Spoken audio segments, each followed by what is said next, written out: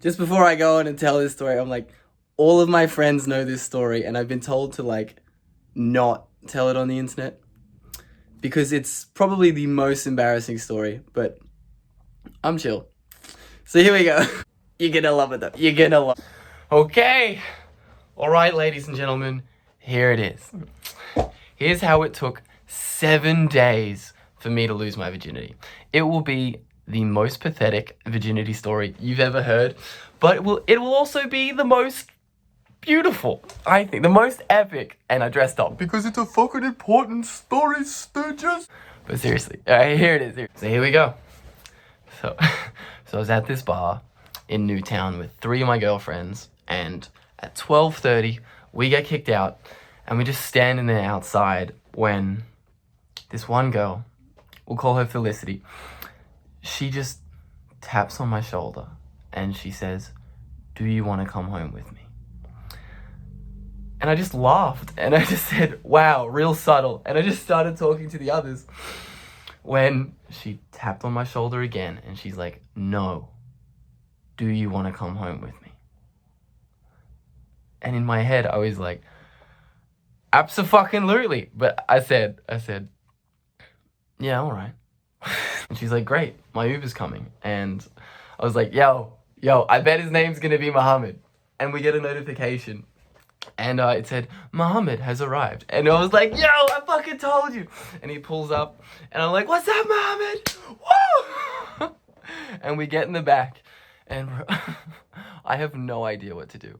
I'm just sitting there looking at Muhammad and he knows what's up. And I'm just looking at him like, "Hey, Muhammad, what's gonna go down tonight? It's not gonna be halal. It's gonna be haram. It's gonna be haram." And we get to her house and we're in her bed and she's like, "Do you wanna watch The Office?" And I'm like, "Fuck yeah, I love The Office. Let's go." And guess how many episodes we watch without me doing anything? 1, 2, no. We watched 6 fucking episodes of that show. And now it's 3:30 and I haven't touched her. And she's like, "Do you want to watch more?" And I'm like, enough.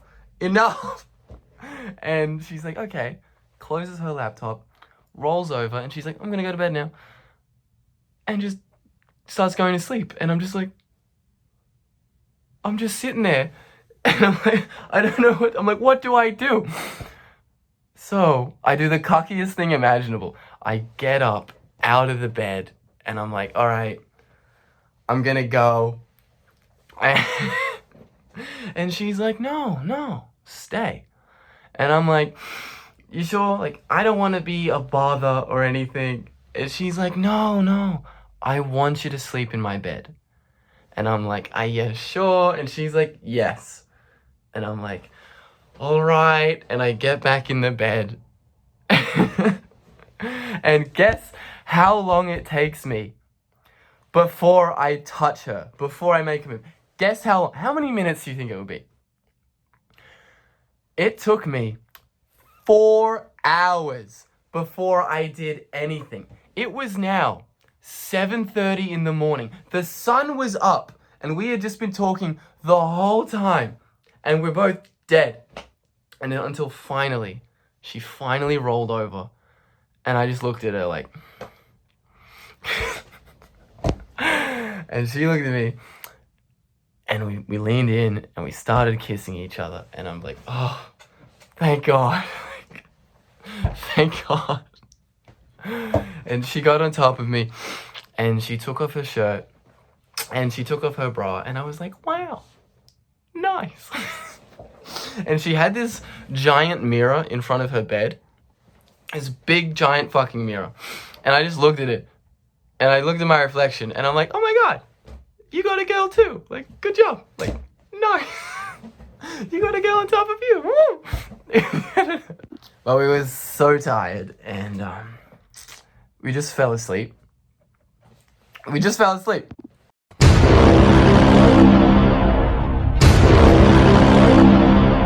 Day 2.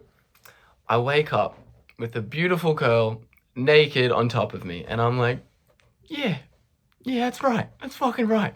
And it was 4 p.m. And she had this fucking guy friend, and he just came over, and we were hanging with him for a bit, and we're just on this couch, and she put her leg over my lap, and I just looked at the dude, and I said with my eyes, like, it's time for you to leave. I just said that. And then he actually he gets up, and he's like, oh, I better get going. And I'm like, that's fucking right. That's fucking right. That's a good man right there. He understands. Sorry, I'm losing my voice.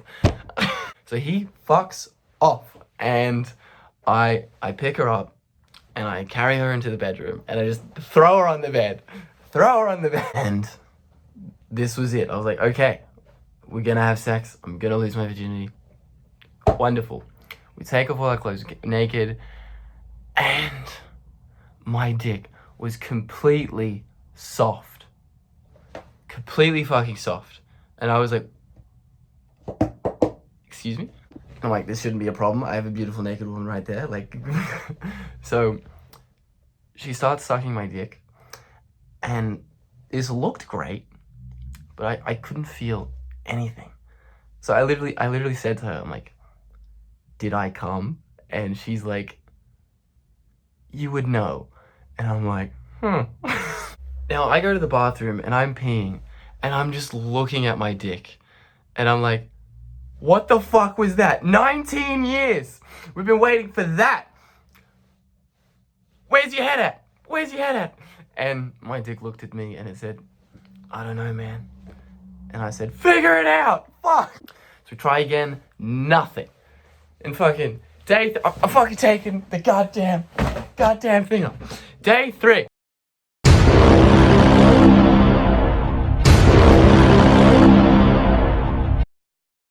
Day 3. We start fighting. She starts saying, do you think I'm ugly? And I'm like, no, shut the fuck up, you're gorgeous. And she's like, no, you're lying. Your mouth can lie. Your dick can't lie. And I'm like, hey, maybe my dick is so powerful, only God can control it. Fuck. We try again. Nothing. Like, we get the condom on, completely soft, nothing. And she starts saying, you're gay. And I'm like, I'm not fucking gay. And she's like, well, fuck, take some Viagra then. And I'm like, no, it's gotta be me. It's gotta be me that does it, not some fucking pills. Day 4. Nothing. Nothing.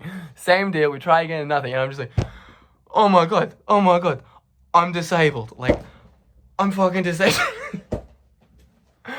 Oh my god. And day 5, I don't even fucking remember what happened day 4. Day 5, she's like, you have to go to a doctor. Like, are you fucking disabled? And I'm just like, I don't know, man. I don't fucking know. I don't even know if I'm a man anymore. And I'm like Googling shit like erectile dysfunction. And I go to the doctor. It's like a sexual health clinic. And I'm sitting in the waiting room. And I'm just looking at everyone else like, hey, we all in trouble, aren't we? And I was smiling at everyone, but everyone was like, whoa. And then it was just funny. Fuck. And I go into the doctor's office. And I'm like, Doc, am I disabled? And he's like, no, you're just a coward. And I'm like, what? No. He didn't say it like that. He said, no, you're just very nervous. And I'm like, for 5 days. And he's like, very nervous. And I'm like, what do I do? And I'm like, why is this happening? And he's like, maybe something happened to you as a kid, or there's a lot of religious shame, maybe you had some of that. And I'm like, the second one.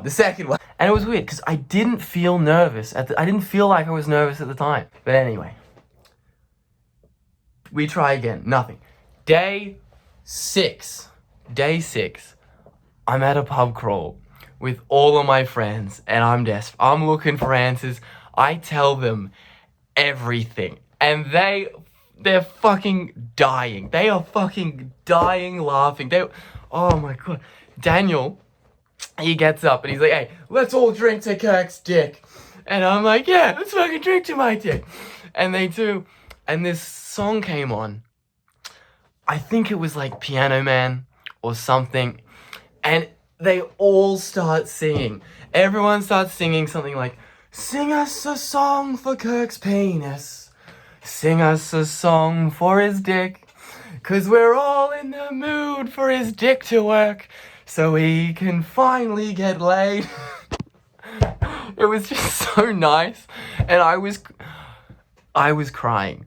Because I was actually crying. Because I'd never felt so loved in my life. They had the whole bar singing a song for my dick. It was lovely. And then I got a message from her and it said, come over.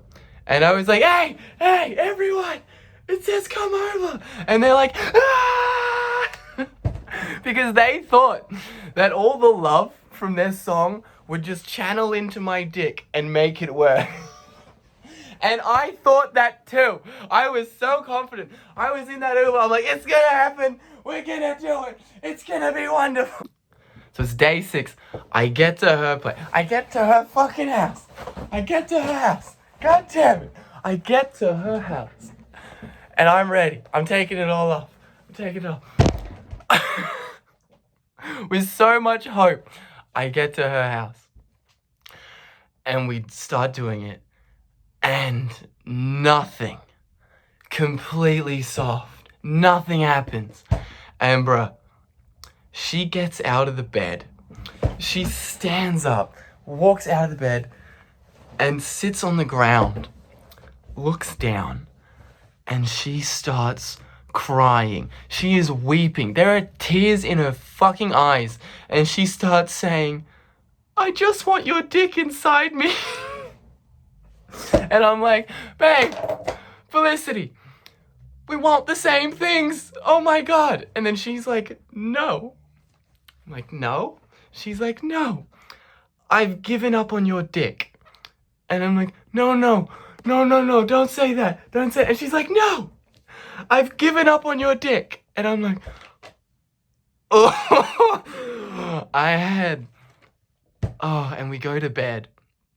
And I'm just staring at the ceiling. Like, bruh, I had 6 days to get it right. I don't deserve it. I don't deserve it anymore. Oh my god.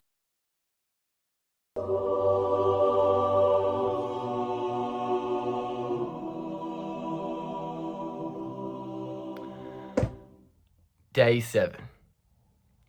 I wake up with the biggest morning wood I have ever gotten in my life. You know how it's morning wood, like people get boners with the sunrise. So as the earth rotates, there's this giant Mexican wave of boners that has been going on for thousands of years. I just rode the wave. I never felt so connected to the world. And I have the biggest boner of my life. So I wake up, I'm like, Felicity, wake up. We're gonna have sex. And she's like, no, I've given up on your dick. And I'm like, oh yeah? And I whip off the covers. And I'm like, evidence, motherfucker. Evidence. And this girl says to me, no. And I'm like, excuse me? And she's like, no. I said I'd given up on your dick.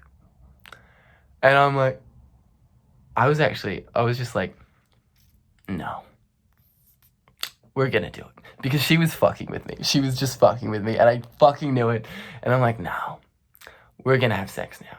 And she's like, fine. And I'm like, don't fucking fine me. And she's like, okay. And I'm like, that's better. Thank you. And she gets... This is the worst. And she gets the condoms. And they go on. And finally, we do it. And as we started, I was terrified of being like one of those guys who only last 30 seconds. And when that didn't happen, I was like, whoa! And after like 5 minutes, I finish, and I'm like, whoa, that was great. And she says to me, I came. And I was like, nailed it first time! Woo! And this is the point in the story where all the ladies say, but did she though? She was probably just saying that to make you feel better. And I'm like, you weren't there when I threw the towel at her and said, wipe yourself up. No, I didn't have it. But like, this poor girl was edged for 7 days. Anything would have made her come. Anything. And whenever I didn't make, we would hook up a bunch of times, and whenever I didn't make her come, she would fucking tell me. She would be like, you didn't make me come. And I'm just like, that's a damn shame, because it feels pretty good. I got up, and I looked at her, and I just said, listen, thank you. And she yells at me. She's like, don't fucking thank me. And I'm like, shut up. You were so patient with me. Thank you. And she's like, okay.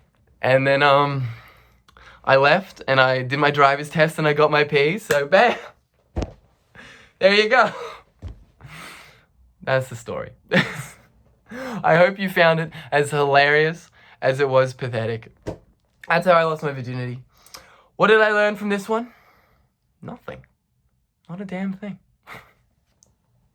But I loved it. I like to think that Muhammad, he like cursed me with some Muslim magic spell so I would be halal the rest of my life. Nah, but hey, there's the story. I hope you liked it. There we go.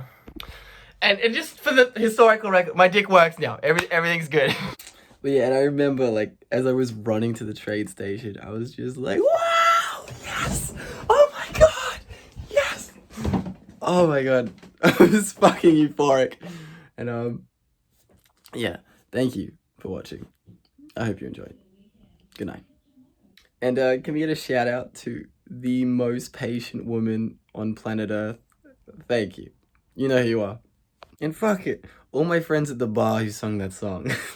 Fuck yeah, thank you. God damn. It worked. It was just delayed. The love worked. Your love fixed my dick.